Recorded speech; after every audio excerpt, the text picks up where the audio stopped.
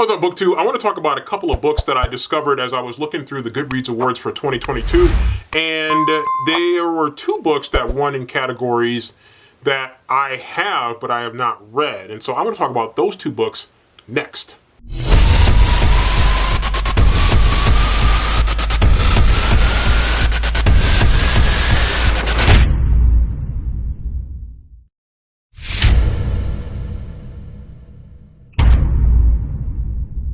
First up is a book that won Fiction Book of the Year, and it's really not a huge surprise because it has been a very popular book, and that is Tomorrow and Tomorrow and Tomorrow by Gabrielle Zevin.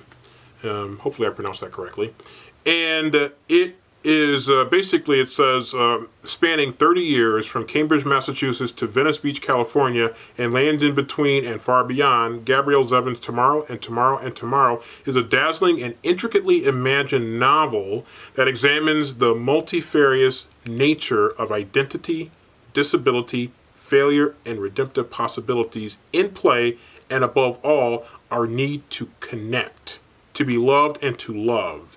Yes, it is a love story, but it is not one you have read before. So, well, first of all, great inside cover right there. It was certainly really grabbed my attention even more so as I had a chance to reread that section of it. And so this is a book that, again, I've seen many times. I think I passed on it once or twice on Book of the Month, but then finally picked it up because everybody was talking about it so much. And so, letting the camera readjust to the white there. So, kind of screwed up my white balance. But this is a book that so many people have talked about that I said, you know what, maybe I really need to think about picking this book up because it does sound pretty interesting. And even as I kept reading it for a couple of months and then finally decided to pull and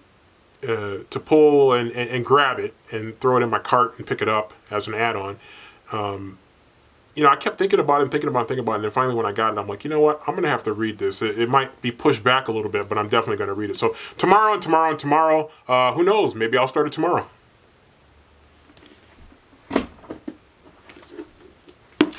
Next up is a book that won in the mystery thriller, and I was a little bit surprised, even though this is a book that I thought was very compelling, to say the least, and that is The Maid by Anita Prose. And it starts off, it's funny, the inside cover here. Actually, I did start reading it. You can see my bookmark there. A dead body is one mess she can't clean up on her own. So, that's where it begins. And so I'm excited about this particular book. It really did sound interesting, and I'll read a little bit about it right here. Molly Gray is not like everyone else. She struggles with social skills and misreads the intentions of others. Sounds like a lot of us.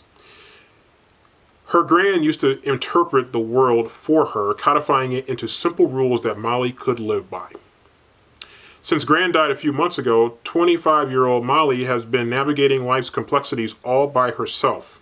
No matter, she throws herself with gusto into her work as a hotel maid.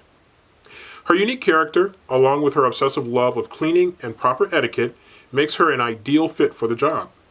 She delights in donning her crisp uniform each morning, stocking her cart with miniature soaps and bottles, and returning guest rooms at the Regency Grand Hotel to a state of perfection.